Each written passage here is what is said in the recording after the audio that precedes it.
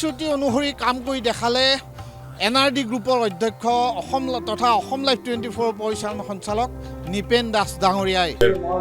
ইয়াত 4টা মন্দিৰ হ'ব, তাৰে এটা মন্দিৰ মোক বনোৱাৰ বাবে কৈছিল আৰু মই মন্দিৰটো ৰাসৰ পিছতে আৰম্ভ কৰিম। তেওঁলোকে মোক নক্সা দিব, নক্সা মতে নিপেন দাস ডাঙৰীয়াই নলবাৰী ৰাস মহোৎসৱৰ হৰি মন্দিৰৰ ৰাস মহোৎসৱত প্ৰতিশ্ৰুতি দিছিলে হৰি মন্দিৰ প্ৰাংগণত এটা শিৱ মন্দিৰ নিৰ্মাণ কৰাৰ, আৰু সেইমতে প্ৰতিশ্ৰুতি ৰক্ষা কৰিলে CMD নিপেন দাস ডাঙৰীয়াই।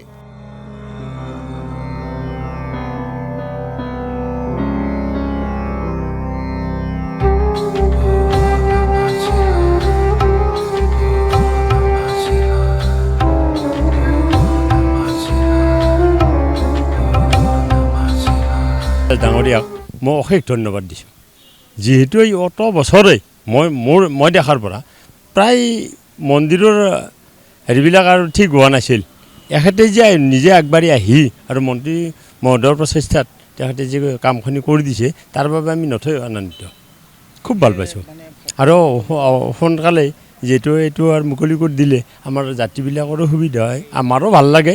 মন্দিৰ প্ৰায় সম্পূৰ্ণ হৈছে। যোৱাবাৰৰ আগৰবাৰ ৰাস মহোৎসৱত আমাৰ তেখেতে মুখ্য অতিথি হিচাপে ইয়াত উপস্থিত হৈছিল, আৰু সেই টাইমত তেখেতে শ্ৰী হৰি মন্দিৰত আমাৰ যিটো শিৱ মন্দিৰ আছে, শিৱ মন্দিৰটো তেখেতে আমাৰ অসম লাইভ 24 আৰু NRD গ্ৰুপৰ অধ্যক্ষ ডাঙৰীয়া নিপেন দাস ডাঙৰীয়াই সেই সময়ত প্ৰতিশ্ৰুতি দিছিল এটা ধুনীয়া এটা শিৱ মন্দিৰ এটা আমাৰ ইয়াত এটা নিৰ্মাণ কৰিব বুলি, আৰু তেখেতে আমাক তেখেতৰ কথা ৰাখিলে। আজি মোটামুটি আমাৰ 90% কাম ইতিমধ্যে সম্পূৰ্ণ হৈছে। এই মূৰ্তিবিলাকো আহি পাইছে, এতিয়া জাষ্ট ৰংখিনি কৰি আমাৰ ৰং ফিনিচিং কৰি আমাৰ এতিয়া ল'ব লাগে আৰু শেষ পৰ্যায়ত কামত আমাৰ এতিয়া ৰৈ আছে।